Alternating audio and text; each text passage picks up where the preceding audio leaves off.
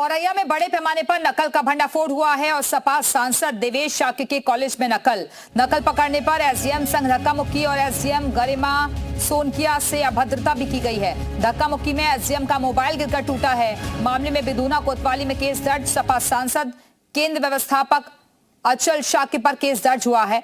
एटा से सपा सांसद देवेश शाक्य के बिधूना के भिटोरा स्थित सिद्धार्थ इंटर कॉलेज में इंटरमीडिएट जीव विज्ञान की परीक्षा में नकल पकड़ने पर एसडीएम गरिमा सोनकिया से अभद्रता हुई। धक्का मुक्की में उनका मोबाइल फोन गिरकर टूट गया और एसडीएम के मुताबिक उन्होंने निरीक्षण के दौरान एक छात्रा को नकल कराते हुए लिपिक को पकड़ा।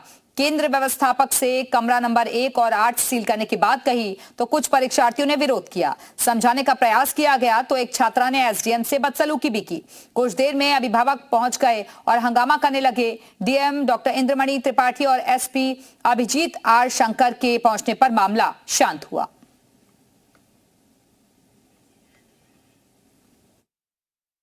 प्रस्तुत घटना में स्टैटिक मजिस्ट्रेट द्वारा दिया गया तहरीर के अनुसार थाना बिदूना में मुकदमा अपराध संख्या 76/25 अंतर्गत धारा 132, 221, 324 4 बीएनएस एवं 6 और 13(3) उत्तर प्रदेश सार्वजनिक परीक्षा आंशिक साधनों का निवारण एक्ट 2024 के तहत पंजीकृत किया गया है।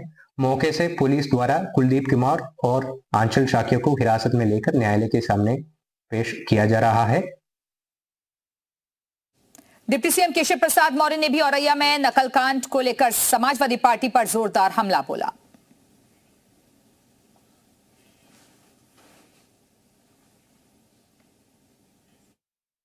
समाजवादी पार्टी का असली चेहरा नकल कराओ, जमीन पर कब्जा कराओ, सभी प्रकार के माफियाओं को पालो, ये इनका संस्कार है। और समाजवादी पार्टी के, अगर मुझे मालूम नहीं है, आप लोगों के सवाल के जवाब में मैं कह रहा हूँ, ये मुझे जान करके कोई आश्चर्य नहीं है कि समाजवादी पार्टी कोई सही काम आज तक न किया है न कभी कर सकती है। इसलिए समाजवादी पार्टी का समाप्तवादी पार्टी बनना आवश्यक है। सीएम ब्रजेश पाठक ने भी औरैया में नकल कांड को लेकर समाजवादी पार्टी की घेराबंदी की है। पूरी तरह से बच्चों को उनकी मेधा के बदौलत, उनकी बुद्धि के बदौलत, उनके कौशल के बदौलत परीक्षा में व्यवस्था कराएंगे। इस प्रकार का अपनी सरकार में, भारतीय जनता पार्टी की सरकार में जो नकल माफिया हैं, उनकी पूरी तरह से कमर तोड़ दी गई। सर, अखिलेश यादव ने ट्वीट किया, उन्होंने कहा कि हम 2027 में स्त्री सम्मान समृद्धि योजना लाएंगे। आप जानते हैं वो इस प्रकार के ख्याली पुलाव पकाते रहते हैं। उनको 2027 में 47 में भी उनकी दाल गलने वाली नहीं है। और इस पूरे मामले पर मंत्री ओपी राजभर ने क्या कहा है, अब ये सुनिए। समाजवादी पार्टी के सांसद हैं एटा के, उनके खिलाफ एफआईआर दर्ज हुई है नकल कराने को लेकर। नकल उनके कॉलेज में कराई जाई थी, इसको लेकर एफआईआर दर्ज हुई है। समाजवादी पार्टी लगातार इस पर सवाल जो है उन पर खड़ा कर रही है कि उनको फंसाया जा रहा है। कानून का राज है, कोई भी गलत करेगा तो उसके खिलाफ कार्रवाई होगी।